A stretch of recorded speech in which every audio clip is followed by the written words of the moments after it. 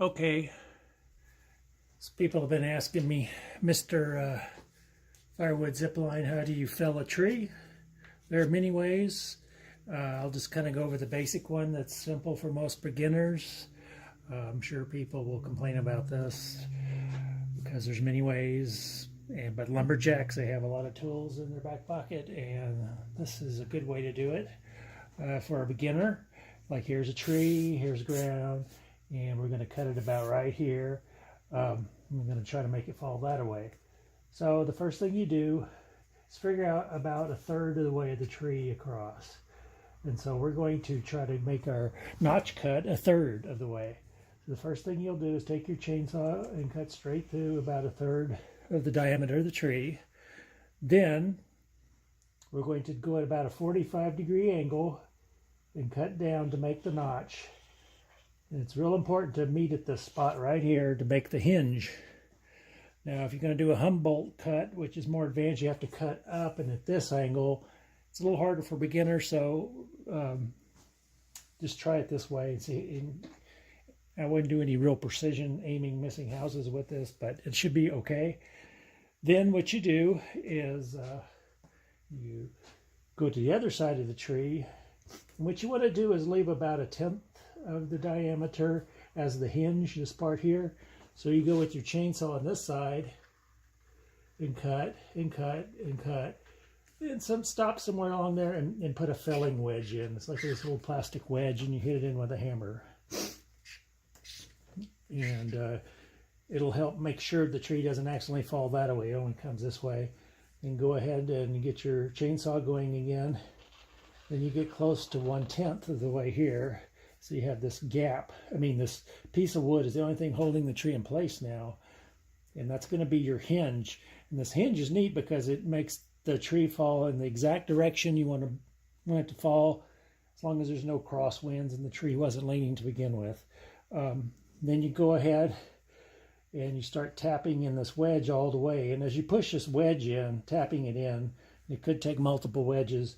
You just go ahead and keep tapping into the tree, starts leaning. Eventually it'll lean and it'll flex on this hinge right here. It'll be just a piece of wood, and the tree will go ahead and fall over. And that's called a conventional wedge. And that should help you get started. Thanks. Okay, what I'm going to do is demonstrate to you how to do the conventional cut on this little stump here, just to get an idea of how to do it. First I'll get out my giant 25-inch steel chainsaw.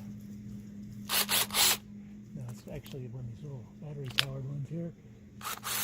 Pretty nice for pruning, and it's a lot quieter. So what I'm going to do is first we're going to cut it so that it falls that way, kind of the way it's going already. So first I'll make the straight cut 1/3 of the way through.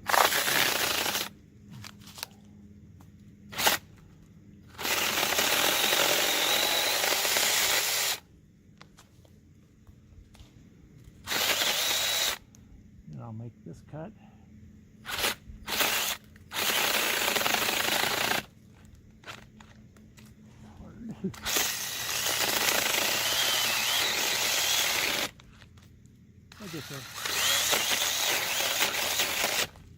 Okay, there's my notch. I don't meet that well, but that's okay. A little further than it should be. And then I'll do the backside notch.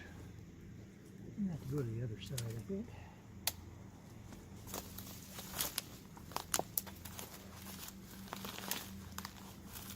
This is more than a third of the way through, but this is just a demo. Then you go and you try to line it up and make this cut just slightly above this part here to make a good hinge. I think about like this.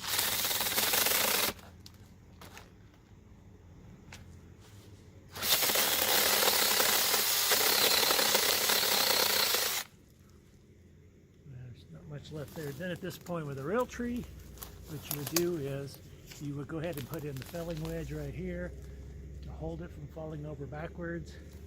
You would slide the chain back behind the chainsaw in there behind this wedge. everything to be much bigger. And then you come and finish it up.